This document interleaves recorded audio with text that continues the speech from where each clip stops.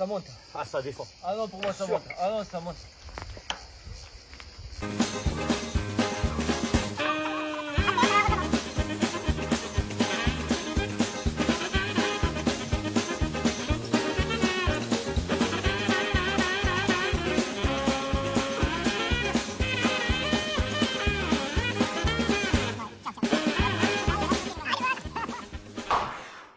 Eh bien, ça monte ou ça baisse alors? C'est le flou. C'est flou. Salut les gars. Bonjour Julien pour les fondamentaux. Et Alex, côté technique, bienvenue à tous. Bienvenue chez les tontons crypto. J'espère que vous passez un bel été, vous profitez bien. Tu profites toi? Ah moi je profite. Hein. Sûr? Ah oui bien. Ah bah ça c'est bien. On va vous débunker ce qui s'est passé cette semaine. Vous savez chez nous c'est du sérieux sans se prendre Oh, sérieux? Voilà. Et on va attaquer. Ah oui d'abord merci encore. Merci. Parce que cette période, normalement ouais. vous êtes censé être à la plage Ouais, les gars. et ça monte, et ça vraiment on vous remerciera jamais assez, surtout pour des petits comme nous qui aimons voilà ce côté partagé. Donc vraiment merci. Telegram marche fort, Twitter marche fort. Et voilà, donc merci encore beaucoup. On essaiera, on en parlait un petit peu avant, on essaiera de voir si peut-être plus tard on créera des petits événements, ça nous ferait vraiment très plaisir. Pour se rencontrer. On va voir, hein. On On verra. Allez.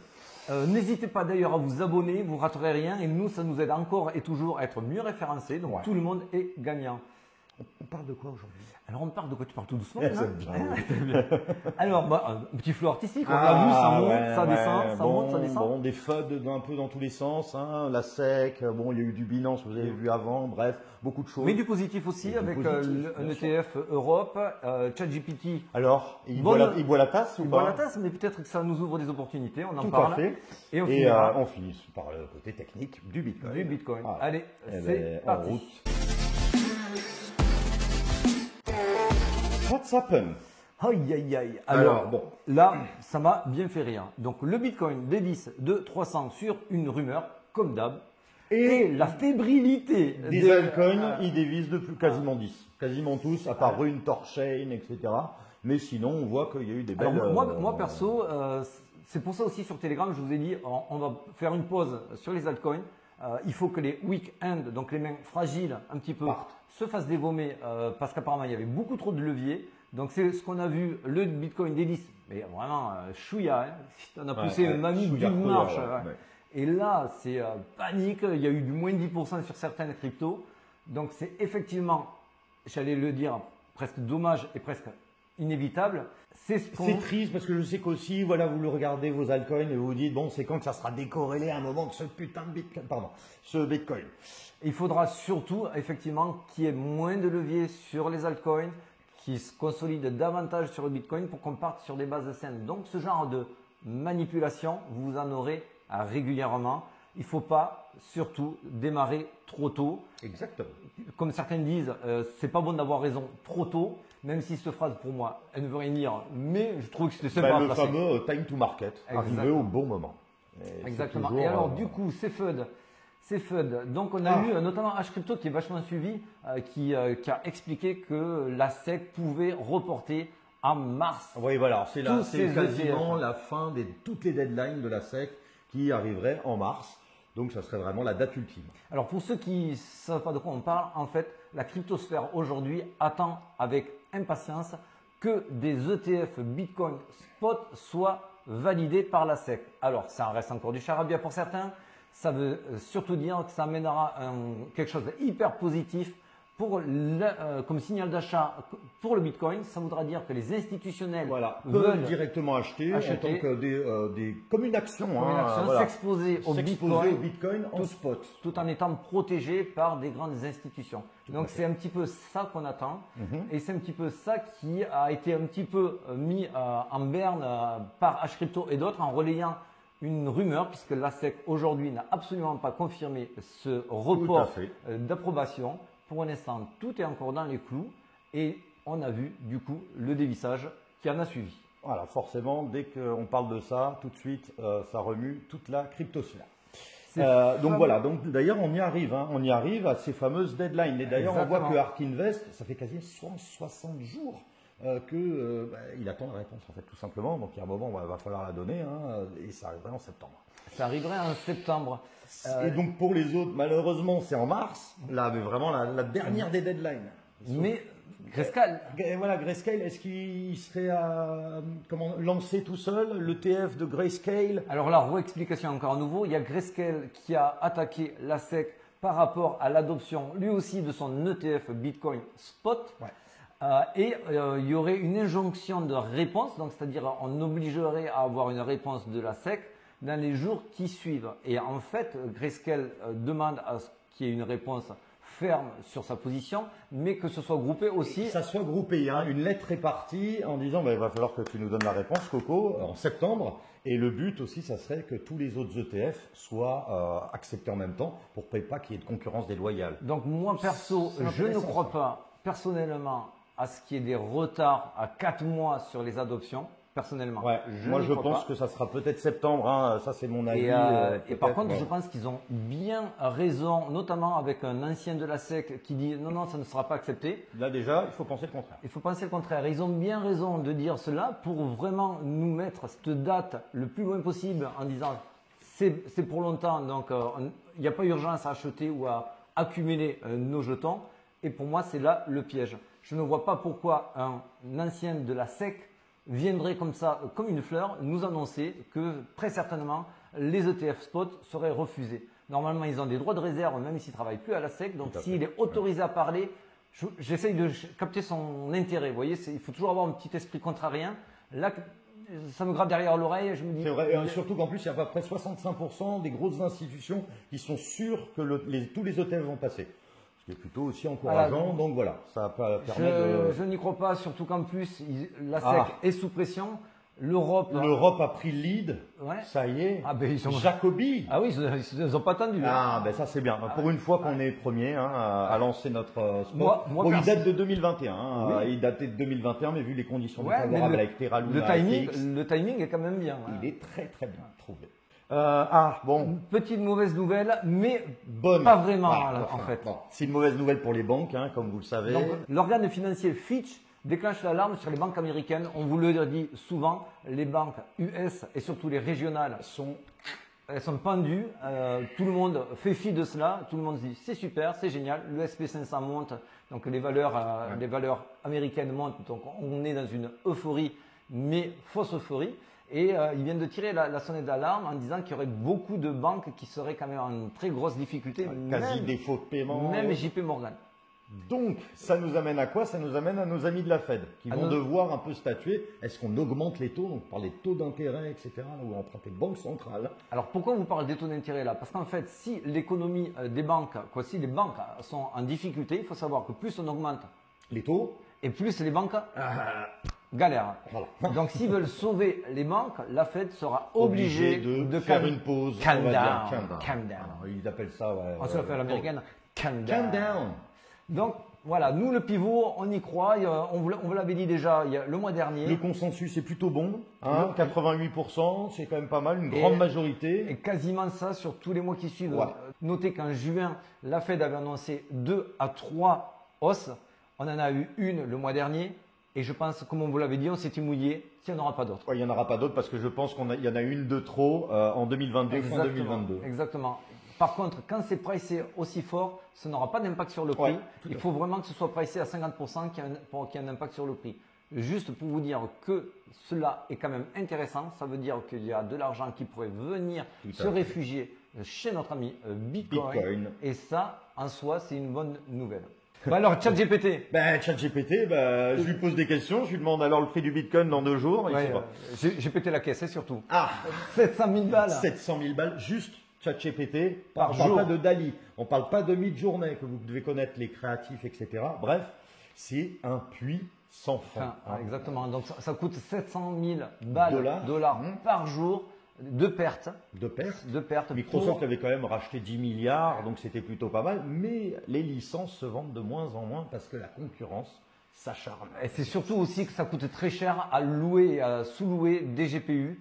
C'est le gros problème, il y a une pénurie là-dessus et ça leur coûte terriblement cher de pouvoir allouer leur temps de travail sur les GPU.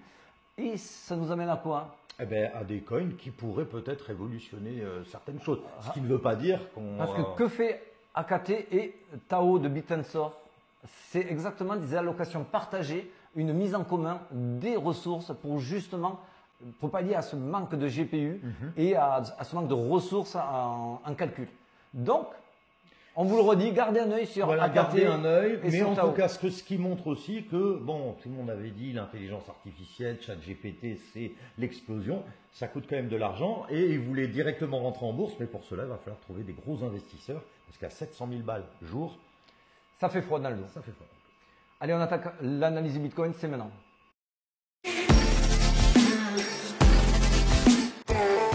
Alors, on est toujours sur quoi? On est sur quel type de figure? Ce plan-là, on vous l'a Ça date de produit combien, depuis juin. Depuis juin, donc pour nous, on est toujours dans un bull flag. biseau ascendant et on est sur un deuxième bull flag. On en a eu un premier, un deuxième. Donc pour nous, avant de redescendre dans ce canal ascendant, il va falloir aller chercher une borne haute par ici. Donc, si on zoome, on est sur du 3 jours ici. Chaque bougie est 3 jours. Vous voyez qu'on est sorti de ce second bull flag et on est, je vais vous le zoomer. Voilà, là c'est zoomé et on est en train de surfer sur cette trendline supérieure. C'est plutôt pas, c'est bien. C'est plutôt correct, à savoir que si on réintègre le bull flag, forcément on ira certainement tester la trendline inférieure, à savoir ici les 28 300. Ça fait partie du plan également. Vous savez que pour nous, il y a deux plans. Soit on reteste les 28 300 avant de remonter avec une spike possible à 27 000. Rien n'est impossible sur un coup de panique. On l'a vu hier soir, ça panique très vite. Mais pour nous, tout ça, c'est très sain. On l'a déjà vu ici que ça a été retesté, traversé pour être réintégré. Donc ça ne nous fait pas peur parce que pour nous, oui, tous les signaux sont haussiers à moyen terme. On l'a eu avec le Ashwebon. on a la pastille bleue. Tiens, alors la pastille bleue, c'est peut-être pastille bleue pour faire rapide. Alors le H-Ribbon, je ne vais pas vous saouler avec ça, c'est en lien avec les mineurs et ça ne s'est trompé qu'une fois sur 17 fois. Et à chaque fois, les 16 autres, on a eu des pumps qui étaient de l'ordre du rallye à des bull runs. Donc pour nous, on va jouer bien sûr les 16 fois sur 17 et pas les 1 fois sur 17. Autre indicateur, alors celui-là c'est le Gaussien, certains en ont parlé. Tu ne fais que de faire des maths. Hein. Oui, et puis avec des noms. Gaussien, ah bah si, ça me rappelle mes jeunes années. Exactement, et donc le Gaussien, alors nous on vous en a pas trop parlé parce qu'en fait c'est un indicateur qui est basé sur le MACD Momentum. et c'est un momentum. Le momentum. Alors, on explique rapidement pour tous ceux qui... Le momentum, ça donne une dynamique, une tendance générale pour savoir si on est plutôt à la hausse, plutôt à la baisse. On est vraiment sur du long terme, donc ça ne sert à rien de regarder ça sur du daily ou en dessous, c'est du weekly ou du monthly. Et c'est vrai que quand tu avais montré justement le MACD, on avait vu que ça commençait à ouvrir vert. Exactement, donc, en début du mois, puisque le MACD, on l'a regardé en mensuel, ça ne sert à rien de le regarder en dessous. Et il nous donnait exactement ce que nous donne le Gaussien aujourd'hui, à savoir une reprise haussière. Mais comme on le voit sur le Gaussien, mais également aussi sur le MACD, c'est pas parce qu'il vire au vert que demain c'est to the moon. Voilà, ça, il faut de toute façon, pour les anciens qui suivent, etc., on n'est jamais monté avec des bougies vertes comme ça pendant 30 séances. Non, il faut savoir que vous pouvez vous manger du moins 10, moins 20% en plein bull run. Donc il ne faut pas paniquer. Il ne faut pas, comme hier soir, tout le monde cherchait des raisons. Mais pourquoi, mais ceci, mais cela. Alors que ça a pris moins 300 c'est 0,1%. Mais si on panique pour 0,1%, mais achetez-vous vraiment de quoi dormir la nuit parce que le pire est à venir. Hein. Vraiment, même en plein bull run. Hein. Donc je vous le redis, pour nous la tendance est haussière. Je vais vous montrer autre chose. Là, on est sur du RSI. Ça vient des rois Bitcoin, Hermès. Donc, coucou à lui. Et je suis en accord avec lui. Effectivement, qu'est-ce qu'on voit? On est sur du weekly encore. Donc là, on a le RSI en dessous. Le RSI, c'est aussi un indicateur de momentum. On voit qu'il y a une compression sur le RSI. Cette compression-là, elle dure depuis des mois, depuis quasiment février. Comment interpréter cette contraction? Quand on a une fameuse contraction entre 50 et 70 sur l'indice du RSI, la dernière fois que ça s'est produit, c'était en 2016. 2016, on a eu la même contraction. Alors là, on ne le voit pas parce qu'on est en logarithmique, mais il y a eu un pump derrière vraiment phénoménal de presque 80%. Donc oui, on a l'historique pour nous. Vous savez que ce n'est pas parce que ça s'est produit une fois que forcément ça va se reproduire. Ceci dit, on est dans les mêmes phases, à savoir qu'on sortait d'un bear market. Là, c'est également le cas. Donc, c'est vrai que ça fait écho, ça donne du sens. Et c'est vrai que oui, parce on est vraiment, moi j'ai regardé un petit peu sur Glassnode, on a une contraction des bandes de Bollinger de 2,9% de séparation, ce qui est du jamais vu depuis septembre 2016 et janvier 2023. On a un afflux de capitaux extrêmement faible, 16 milliards depuis le début de l'année en cumulé, ce qui est du jamais vu. C'est vraiment bas volume, tout le monde, faible volatilité, mouvement de grande ampleur à prévoir. Tout le monde s'accorde à dire une chose, c'est qu'il va y avoir un gros mouvement à prévoir. C'est un très gros mouvement qui arrive. Ouais. Et nous, chez De Tonton, vous le savez, on se mouille, on travaille derrière pour avoir une idée sur l'issue et la résolution de ce move à venir. Et je ne vais pas revenir sur ce post, on en a parlé la semaine dernière et également sur Twitter. Mais la dernière fois qu'on a eu des écartements Bollinger aussi faibles, des largeurs… Ouais, tout à fait, des resserrements. Alors, on s'est attaché à regarder les 5 dernières fois. Les 5 dernières fois, il y a eu 3 baisses, 2 hausses, mais à chaque fois, elles étaient corrélées avec le William R. Et là, le William R, quand il était dans le rouge, ça annonçait une baisse. Quand le William R était dans le vert, ça annonçait une hausse.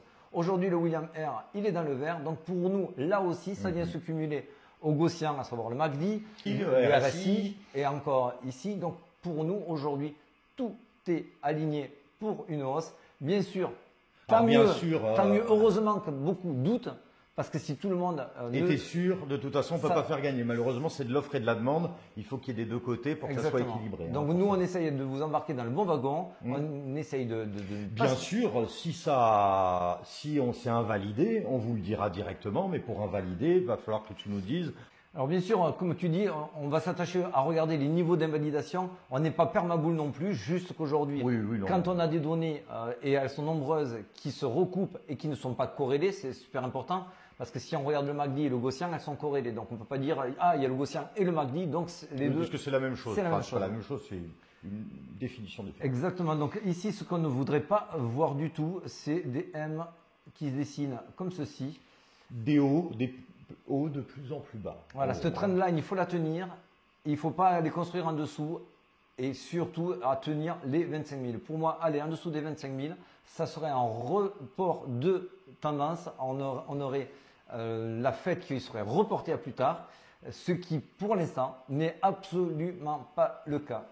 D'ailleurs, si on s'attache maintenant à regarder en zoomant, on est sur du 1 heure, à voir ce qui peut possiblement se produire aujourd'hui. Aujourd'hui, il y a quelque chose qui me fait énormément écho. Bon, alors d'abord, oui, on peut descendre, je vous l'ai marqué. Ici, on a une zone de fair value gap. C'est des zones qui sont attractives pour le Bitcoin. Il y a un trou dans la value, donc c'est-à-dire c'est plus simple pour effectuer une opération. Comme il y a eu très peu de transactions ici, ça peut faire aimant et venir ici sur le support. Ce support-là, il est entre 28 700 et 28 800. Donc effectivement, on peut venir remplir cette zone, taper méché pour repartir à la hausse. Ça fait partie du plan très court terme. Et alors pourquoi? Parce qu'en fin de compte, il n'y a pas de volume. Il faut bien qu'ils cherchent du fuel pour faire des mouvements. Donc forcément. Par contre, il y a quelque chose qui est extrêmement louche. Et c'est pour ça aussi que je me dis, même sur du court terme, c'est pas impossible qu'on essaye encore de vous la faire à l'envers. Voilà, donc là, je vais vous zoomer pour vous expliquer un petit peu plus précisément mes propos. Ça, c'est super louche quand vous avez des doubles barres qui viennent se poser comme ça. On ne sait pas d'où elles sortent. Ces doubles barres sont des ordres de vente massive. Donc, on est sur des belles quantités de Bitcoin qui ont apparu dès que le cours a commencé à baisser. On est sur du 29 300. Je vois vraiment pas qui va se dire, tiens, à 29 300, je mets la maison, je vends tout à 29 300. Pourquoi ils ne retireraient pas en effet leurs ordres? C'est ce dont on parlait tout à l'heure, le fameux spoofing. Exactement. On va expliquer un petit peu. Alors le spoofing, là pour moi, typiquement c'est du spoofing, à savoir dès que le cours a un petit peu baissé, on appuie en mettant des ordres plus hauts pour faire peur. On se dit, voyons, là il y a des gens qui sont prêts à shorter, là ça arrive. Ça arrive, c'est sûr, puisqu'ils ont mis des ordres de vente, ils savent que ça va aller beaucoup bien de Bitcoin, plus bas. Ça fait peur. Donc le cours continue à baisser. Et en fait, ces ordres-là sont juste pour donner une sensation de pression vendeuse. C'est de la psychologie. C'est de la psychologie pour que quand le marché se retire, ils sortent les ordres et le marché repart de plus belle. Donc croyez-moi, ceux qui mettent ces spoofings-là, ces ordres ici-là, sont positionnés à l'achat bien plus bas pour acheter, faire pumper et repasser en haut. Donc pour moi, effectivement, quand je vois ce genre de spoofing, ça ne fait que conforter le scénario des tontons, même sur du court terme. Je ne vois pas pour l'instant des spikes phénoménales. On peut se tromper, on Bien se sûr. mouille, on vous encourage absolument pas à nous suivre. Exactement, là c'est vraiment notre propre analyse, mais en tout cas on est ravis de vous la partager. Hein. Voilà, et on s'arrêtera là pour Ouais, aujourd'hui. ben, On retourne faire du vélo Allez, quoi. on va faire un peu de vélo. Allez, ciao les amis. Bon, moi je pense que ça monte. Hein. Ça monte ou ça descend? Ça descend. Ça descend. Ouais. Allez, mise. Ciao.